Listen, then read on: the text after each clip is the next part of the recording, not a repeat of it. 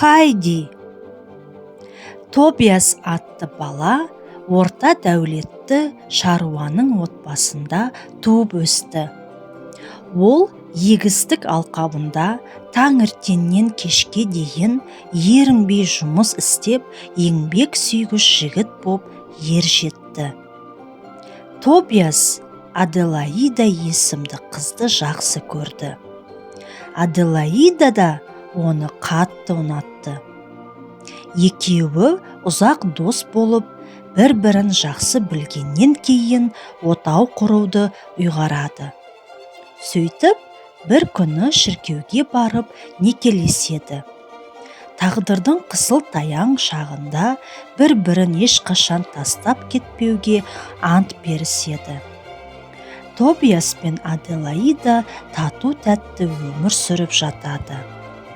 Арада біраз уақыт өткенде Аделаида дүниеге сүйкімді сәби әкеледі. Жас жұбайлар сәбидің есімін Хайди деп атайды. Аделаида сәбиді мәпелеп бағады. Күн артынан күндер өтіп, Хайди 5 жасқа толады. Табиғатынан еңбекқор Тобиастың жылдан жылға мансабы өсіп, бірте-бірте өте жоғары жалақы төлейтін жұмысқа қолы жетеді. Көп кешікпей ол өзінің сүйікті әйеліне арнап жеңіл көлік сатып алады. Тобиас үйге су жаңа көлік айдап келгенде Аделаида қатты таңғалып, «Тобиас, бұл кімнің көлігі?» деп сұрайды. «Сенікі қымбаттым», дейді оған ері. «Екеуміздің махаббатымыздың белгісі болсын, саған сыйладым. Қалай, ұнай ма?» «Әрине ұнайды, бірақ сен мұндай қымбат затты қалай сатып алдың?» дейді таңданысын жасыра алмаған Аделаида. «Ұнаса болғаны, қаржыны қалай тапқанымды кейін біле жатарсың. Кел, отыр, көлікпен серуендеп қайтайық», дейді Тобиас. «Кішкентай Хайди ұйықтап жатыр еді, қалай тастап кетем?» Тобиас. «Бала бағушыға айт, қарай тұрсын», дейді тезірек жүруге асығып. Аделаида отыруы мұң екен, көлік бірден оталады. Әдемі көлікпен қала аралаған әрине керемет. Екеуінің көңіл күйі көтеріледі. Бірақ бұл бақытты сәт көпке бармайды. Көп кешікпей ерлі-зайыптылар көлік апатына ұшырап, күтпеген жерден қаза табады. Майенфельд Швейцарияның Граубюнден кантонындағы Ландкварт ауданында орналасқан кішігірім қала. Альпі тауының етегінде тұрғандықтан оған туристер көптеп келетін. Бір күні Майенфельд көшелерінің бірінде қаланың төменгі бөлігінен жоғары жағына қарай бала жетектеп қолына дорба ұстаған орта жастағы бір әйел кетіп бара жатты. Әйелдің аты Дете, ал кішкентай қыз баланың аты Хайди болатын. Қыз бала таулы жерде еркін жүруге ыңғайлы аяқ киім киген екен.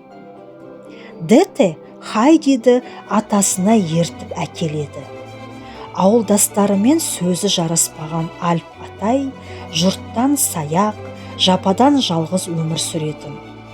Бастапқыда ол Хайдидің келгенін жақтырмайды.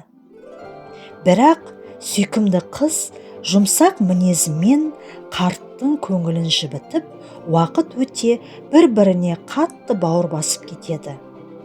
Сөйтіп, Хайди атасының қолында тұрақтап қалады. Тобиас Детаның сіңілісіне үйленіп, Хайдидей баланы дүниеге әкелген. Альп атай Хайдидің әкесін қатты құрметтеуші еді.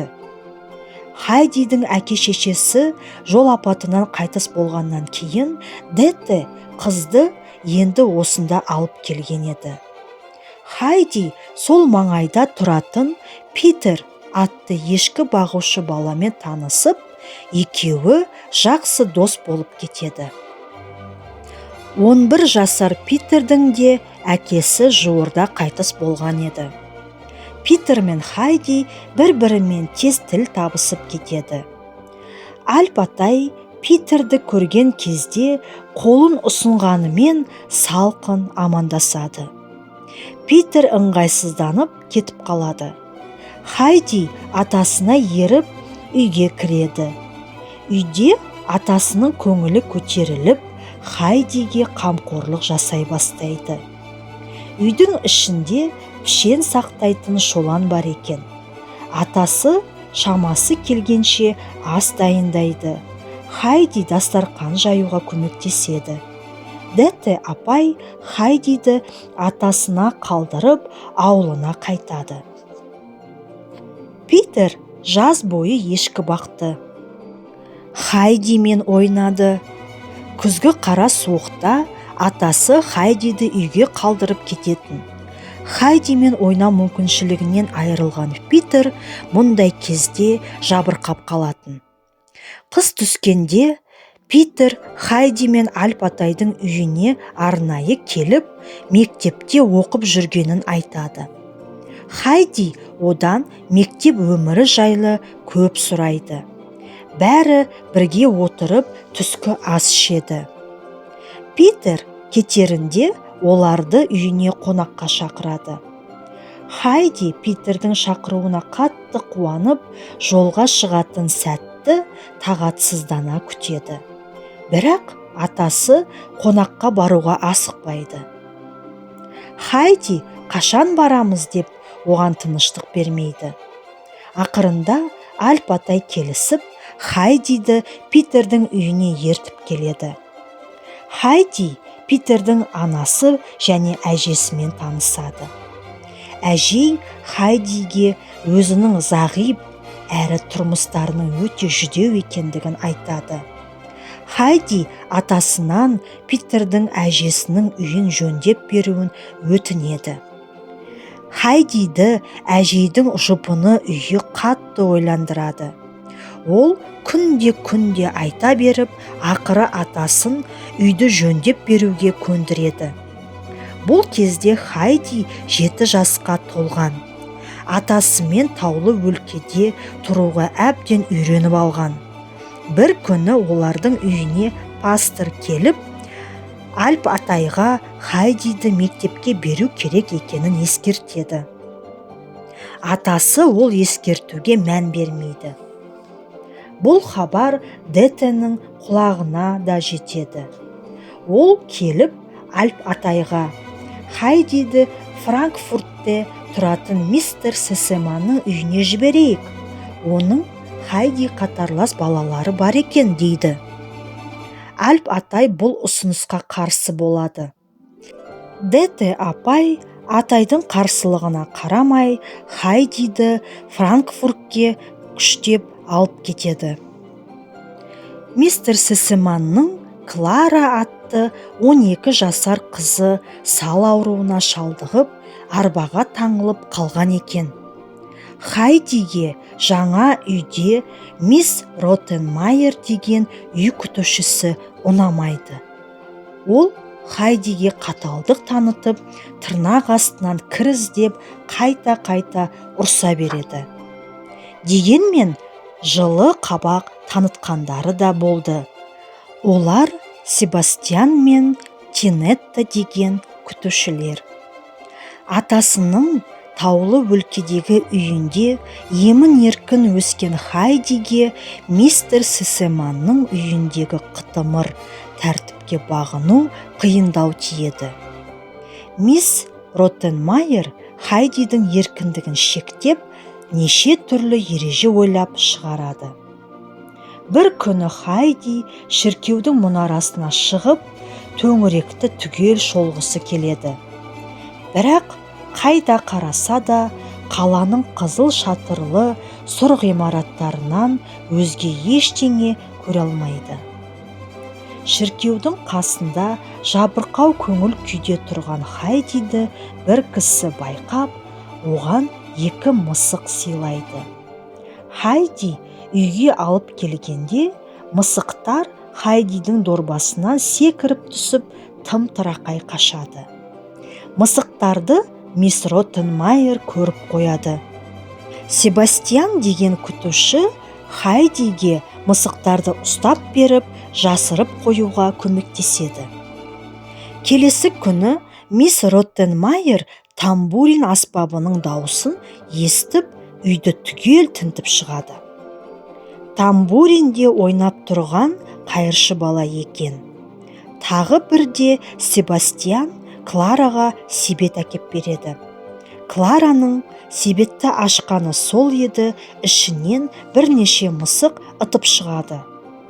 Мисс Роттенмайер шыңғырып үйді басына көтереді. Осы тәртіпсіздік үшін ол Хайдиді егеу құйрық пен жарғанаттарға толы жертөлеге қамап қояды. Бірақ Клара ортаға түсіп, Хайдиді жертөледен тез шығарып алады. Мисс Роттенмайер сапардан оралғанда мистер Сесіманға Хайдидің үстінен шағым айтады. Бірақ үй күтушісінің түйме дейді түйе дейтінін жақсы білетін ол Хайдиді жазаламайды. Уақыт өтіп жатты. Мистер Сесіман іс-сапарға кеткен бір күні Клараның әжесі қонаққа келеді. Ол кісі Хайдиге жазу мен оқуды үйретеді. Тағы бір болған қызық оқиғаны еске түсірейік. Бір күні Себастьян баспалдақтан біреудің ағараңдаған бұлдыр елесін көреді. Ол бұл жайт туралы мисс Роттенмайерге айтады. Роттенмайер мистер Сесіманға жедел қайтуын сұрап хат жазады. Бастапқыда мистер Сесіман үй күтушісінің айтқанына сенбейді. Бірақ екінші рет хат алған соң шұғыл үйіне қайтпақ болады. Мисс Роттенмайер хатында әлгі жайттың Клараның денсаулығына қандай да бір зиянын тигізер ме екен деп қауіптенетінін айтқан еді. Қайтып оралған мистер Сесіман істің мән-жайын анықтай бастайды. Сөйтсе, үй күтушілерінің әруақ елес деп жүргені түнде ұйқысырап орнынан тұрып кететін Хайди екен. Клара Хайдидің таулы өлкедегі үйін, атасын сағынып жүргенін сезеді. Ол әкесінің рұқсатымен құрбысына сыйлық дайындайды. Хайдиге жылы көрпешелер, әдемі көйлектер, бет орамалдар, кесте тігуге арналған түрлі түсті жібек жіптер сыйлайды. Себастьян оған мистер Сесіманның атынан қалың конверт беріп, Майнфельдке дейін шығарып салады. Майнфельдте Хайди Себастьянмен хош айтысып, Питердің әжесінің лашығына соғып, әжеймен әбден шер тарқатып әңгімелеседі. Содан соң таулы өлкеде тұратын атасының үйіне жол тартады. Есіктің алдындағы сәкіде отырған атасын Хайди алыстан көреді. Альп атаймен амандық саулық сұрасқаннан кейін бастан кешкен хикаяларын түгел айтып береді де, мистер Сесіман берген қалың конвертті ұсынады. Келесі күні атасы Хайдиді шіркеуге алып барады. Альп атайдың шіркеуге келгенін көрген жұрт қатты таңданады. Бір күні тау етегінде гүл теріп жүрген Хайди бір топ адамды көреді. Олардың ішінде арбаға таңылған Клара мен оның әжесі бар еді. Хайди жүгіріп барып құрбысымен, әжеймен қауышады. Содан соң қонаққа келген Клара мен әжесін Альп атайға таныстырады. Бірнеше күннен кейін Клараның әжесі үйіне қайтатынын айтады. Клара Хайдимен ойнап, Майнфельдте ұзағырақ болуды қалаған еді. Әжесі қарсылық білдірмейді. Ол немересін таулы ауылда қалдырып, Франкфуртке аттанады. Альп атай Клараның аяққа тұруына қол ұшын бермек болады. Ол қызды күн сайын жетектеп жүруге үйретеді. Хайди мен Питер де Клараның сауығуын тілеп, құрбыларына қолдарынан келгенше шын жүректен көмектеседі. Бірде Питер Хайдиге хат әкеп береді. Ол хат Клараның әжесінен еді. Әжей балалардың жазған хатын алғанын, көп кешікпей қонаққа келетінін айтыпты. Сол күннен бастап Альпатайдың үйінде әжейдің келуіне дайындық басталады. Міне, сол күн де келіп жетті. Клара мен Хайди әжейдің алдынан шығады. Әжей ақбоз атта отыр. Атты атқосшы жетектеп алыпты. Оның артында ауыр сандық көтерген бір кісі келе жатыр. Клараның жүзі бал-бұл жайнап тұр. Немересінің шат-шадыман болып, өз аяғымен жүргенін көрген әжей қатты таңданды. Артынша Хайди мен Клараға тосын сый жасамақ болып, Альпатайдың үйіне мистер Сесеманның өзі де келеді. Бірақ тосын сый оның өзін күтіп тұр еді.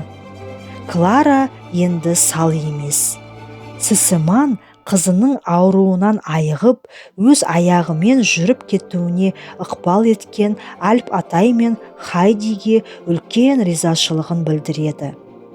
Бақытқа кенеліп, жүректері жарыла қуанған Сесемандар әулеті Франкфуртке қайтады. Олар Хайдидің қайырымдылығы мен қамқорлығын үнемі тебірене еске алып отыратын болып